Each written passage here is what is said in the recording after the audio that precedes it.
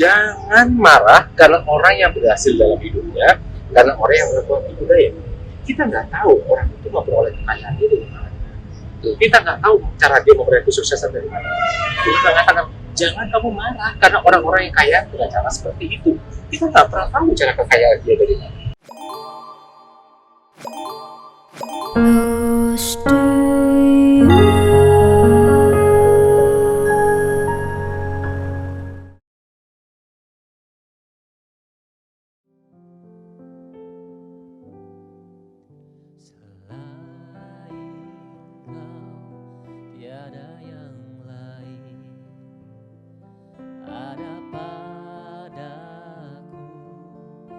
Di surga selain kau tiada yang lain yang ku ingini di bumi, yang ku ingini di bumi.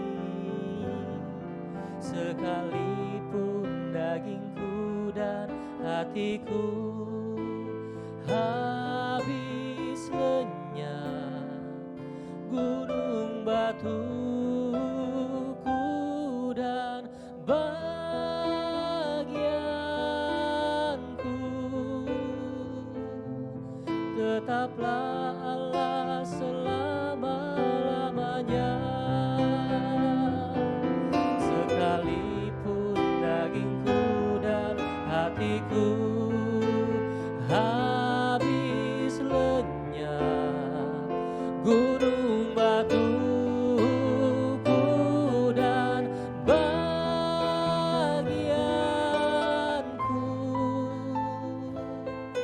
tetaplah Allah selama-lamanya.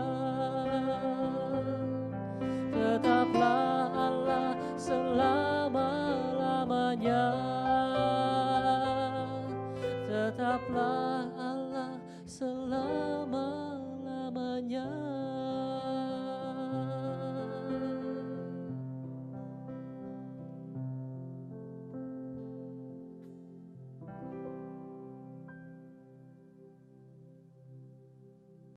Selamat pagi Bapak Ibu dan Saudara yang dikasihi oleh Tuhan. Kembali pada pagi hari ini kita akan bersama-sama sharing satu firman Tuhan. Saya pada pagi hari ini saya ditemani oleh Pak Afi ya. Terima kasih Pak Afi. Nanti kita ngobrol-ngobrol ya Pak Afi ya mengenai firman Tuhan ya. Nah, sebelum memulainya kita akan sama-sama kita akan buka di dalam doa. Mari kita sama-sama menundukkan kepala kita. Tuhan Bapa kami yang surga, kami kembali bersyukur Tuhan buat kebaikan yang kau nyatakan kepada kami semua, di mana kau berikan kami kekuatan, kau berikan kami kesehatan. Pada pagi hari ini kembali kau berikan kami kesempatan untuk kami boleh bersama-sama kembali belajar menerima firman Tuhan. Kami mengetahui ya Tuhan, bahwa kebahagiaan, kesempurnaan itu hanya datang dari Kau. Karena itu Bapa, bukalah hati dan pikiran kami, sehingga firman Tuhan yang kami terima pada pagi hari ini boleh terus menguatkan kami, menjadi pegangan kami, tuntunan kami, sehingga kami boleh senantiasa belajar di dalam kebenaran. Dalam nama Yesus kami berdoa dan mengucap syukur. Amin. Pak Afi, ya. Kita sering nih ya, kita hari ini kita ngobrol mengenai topik ya, sering sebagai manusia itu kan, semua manusia itu pasti dalam hidupnya yang mencari kebahagiaan. Ya. Dia kerja keras ya, dia untuk mencapai kesuksesan, dia mencapai kekayaan. Ujungnya apa sih? Kebahagiaan kan. Karena kalau dia sukses, dia merasa dia akan bahagia. Kalau dia kaya, dia akan merasa bahagia. Kan begitu ya, jadi semua orang masih begitu.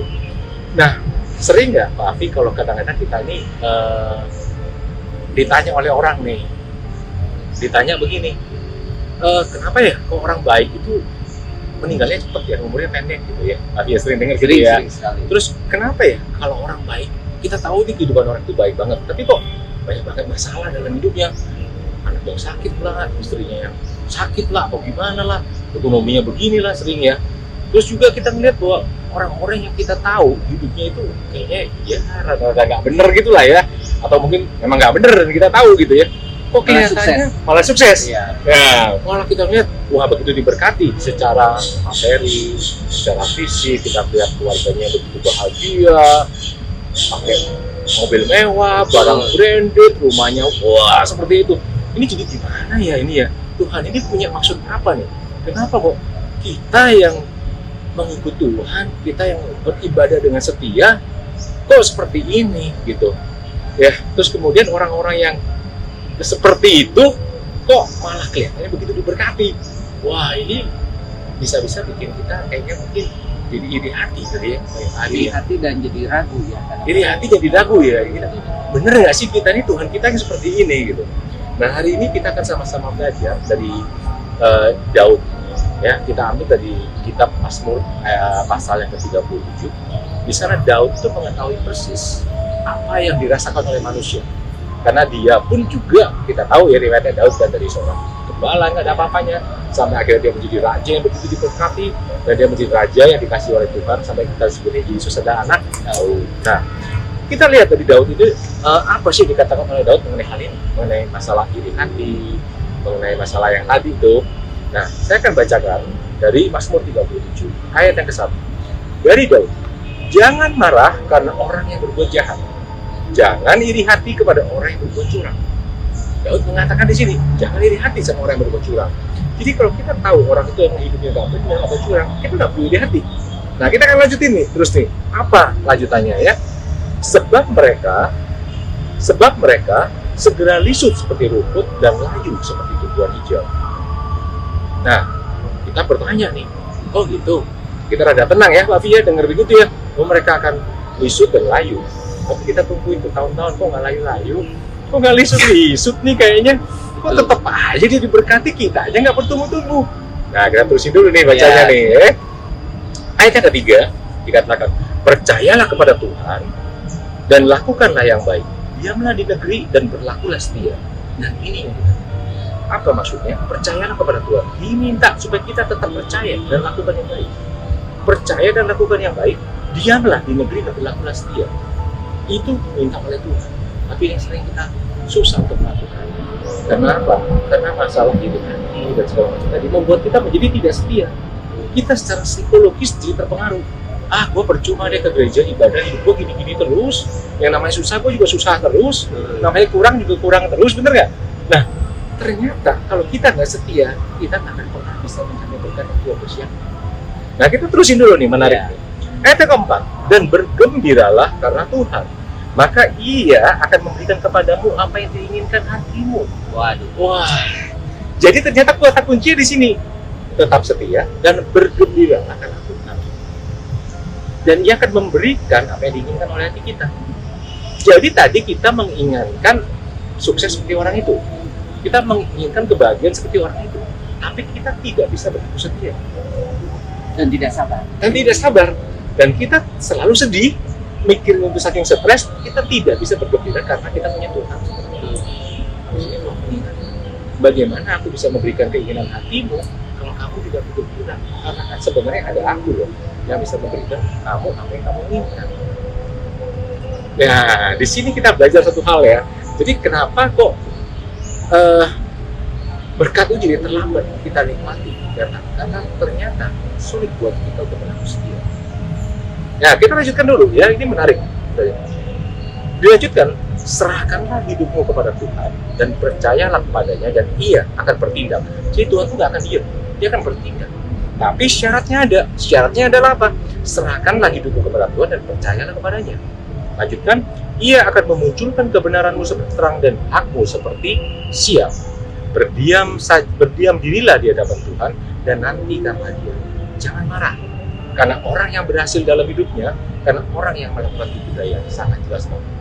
Jangan marah karena orang yang berhasil dalam hidupnya, karena orang yang melakukan kebudayaan. Kita nggak tahu orang itu memperoleh kekayaan dia dari mana. Kita nggak tahu cara dia memperoleh kesuksesan dari mana. Kita mengatakan, jangan kamu marah karena orang-orang yang kaya dengan cara seperti itu. Kita nggak pernah tahu cara kekayaan dia dari mana.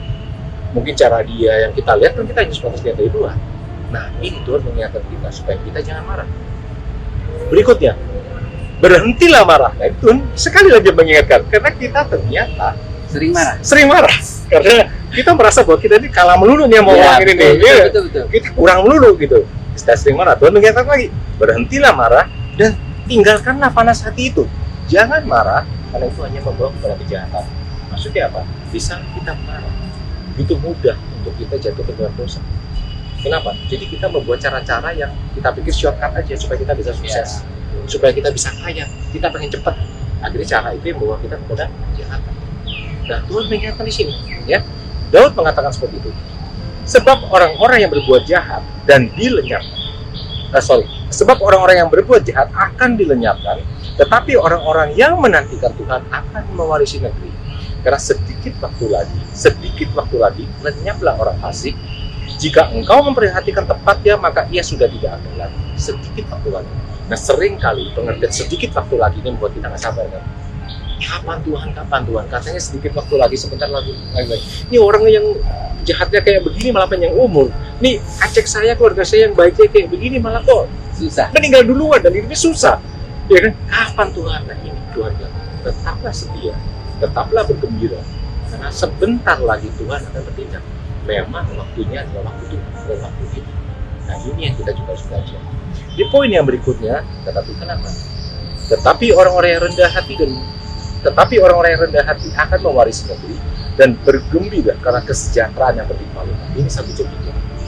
Ya, bahwa orang yang rendah hati, karena kunci yang harus itu. Rendah hati. Orang yang rendah hati akan mewarisi negeri dan bergembira karena kesejahteraan yang berlimpah-limpah. Tuhan nggak mengatakan di sini karena kekayaan yang berlimpah-limpah. Tuhan bilang apa? Kesejahteraan yang berlimpah-limpah. Karena kesejahteraan itu berbicara bahwa apa? Segala sesuatu Tuhan akan cukupkan sesuai dengan apa? Kebutuhan kita, bukan sesuai dengan keinginan kita. Itulah yang dibilang dengan hidup yang sejahtera. Kita sangat tahu banget dengan ada lagu Nasional Minggu. Tuhan menetapkan langkah-langkah orang. Ayatnya ada di sini. Mazmur 37 ayat 23. Tuhan menetapkan langkah-langkah orang yang hidupnya berkenan kepadanya. Apabila ia jatuh, tidaklah sampai tergeletak, sebab Tuhan menopang tangannya. Dahulu aku muda, sekarang telah tua, tapi tidak pernah aku lihat orang benar ditinggalkan atau anak cucunya meminta-minta. Inilah orang-orang yang diselamatkan oleh Tuhan, karena mereka mencari Tuhan untuk tempat berlindung. Nah, jadi poin renungan firman Tuhan pada pagi hari ini kita diingatkan, kita nggak boleh marah, kita nggak boleh iri hati, kita nggak perlu kecewa dengan Tuhan, karena yang kita perlu lakukan adalah kita harus tetap setia, ya, terus tetap bersyukur dan bergembira karena Tuhan, karena kita tahu Tuhan ada untuk kita. Untuk orang beriman, di saat dia mengalami setiap kejadian, dia harus percaya bahwa di balik kejadian itu ada rencana, dan itu pasti ada rencana Tuhan. Nah, Tuhan mengingatkan kita semua di sini. Ini loh yang Tuhan minta. Kita nggak perlu marah, kita nggak perlu iri hati dengan orang-orang yang kita lihat di luar kita seolah-olah sukses, seolah-olah diberkati, seolah seperti apa, kita nggak tahu. Tapi yang udah pasti, kalau kita setia, kita tetap dekat sama Tuhan, Tuhan akan memberkati kita, dan waktunya sedikit lagi Tuhan memberkati. Seringkali kita nggak sabar, jadi akhirnya membuat hidup kita yang jadi membawa kita kepada berantakan dan menderita. Begitu kira-kira. Terima kasih share firman-Nya pada pagi hari ini. Sama-sama. Memang banyak sekali kenyataannya kita sebagai orang Kristen melihat keadaan sehari-hari, kita iri kepada orang, kita marah, sehingga fokus kehidupan kita itu bukan kepada Tuhan. Betul. Tapi kita terus kepada kemarahan, Betul. iri hati. Betul. Kok saya nggak begini? Betul. Kok saya nggak punya itu? Betul. Nah, akhirnya kita lupa Ya. siapa kita ini. Betul. Semua ini kan karena anugerah Tuhan. Betul. Betul. Biarlah di dalam kehidupan kita ini kita selalu mengucap syukur. Betul. Betul nggak, Pak Betul. Stephen? Betul. Betul. Jadi kita nantikanlah berkat Tuhan. Amin, amin, Ya. amin, amin. Wah, ini menarik sekali kita ngobrol-ngobrol dengan Pak Afi ini. Demikian saudara-saudara, teman-teman semua, Bapak Ibu yang dikasih Tuhan. Semoga renungan firman Tuhan kita yang singkat ngobrol dengan Pak Afi ini boleh memberkati kita semua, dan biar acara Kudus 7 juga menjadi berkat buat semua orang. Mungkin kita boleh membagikan kepada teman-teman kita, kenalan kita yang mungkin saat ini mereka mengalami hal seperti yang kita bahas. Betul. Mungkin ini boleh menjadi berkat buat mereka. Amin. Ya, mari kita akan tutup acara Kudus 7 ini. Boleh Pak Afi bantu berdoa? Baik, mari kita berdoa. Bapa di dalam surga yang kami sembah di dalam nama Tuhan Yesus Kristus, terima kasih ya Tuhan, karena kami boleh berada di tempat ini, di mana kami boleh sharing bersama dengan Pak Stephen. Kau mengingatkan kepada kami kembali bagaimana Kau mengasihi kami orang-orang yang percaya, dan Kau mengingatkan kepada kami Janganlah kami menjadi sombong ya Tuhan, tapi kami mau terus menantikan Engkau. Kami boleh terus setia kepadamu ya Bapa. Terpujilah Engkau ya Yesus. Terima kasih ya Tuhan. Hanya di dalam nama Tuhan Yesus Kristus kami berdoa dan mengucap syukur. Amin. Terima kasih Pak Afi waktunya. Terima kasih Bapak Ibu saudara-saudara semua. Semoga acara ini menjadi berkat buat kita semua, dan apabila merasa diberkati boleh membagikan link Close to You ini kepada teman-teman, kepada kenalan, keluarga dimanapun mereka berada. Jadi mungkin ini boleh menjadi berkat juga buat mereka. Kita akan ketemu kembali di episode Close to You yang berikutnya. Terima kasih. Close to You.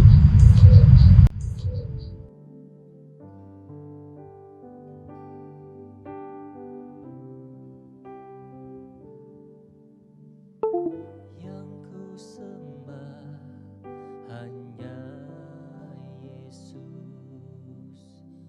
yang ku puja hanya Yesus, yang ku sanjung hanya Yesus, sebab Kau Allahku yang beri damai hanya Yesus, yang beri berkat hanya Yesus, yang beri rohnya hanya Yesus, sebab Kau Allahku. Yesus, Kau Allahku. Yesus, Engkau Tuhanku. Yesus, Engkau Rajaku yang turun ke dunia. Yesus, ku sembah Kau, curahkan Roh Kudus-Mu. Kini aku menyembah, masuk hadirat-Mu.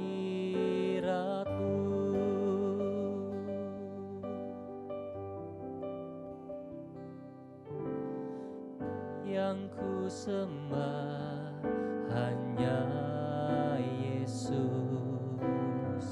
yang ku puja hanya Yesus, yang ku sanjung hanya Yesus, sebab Kau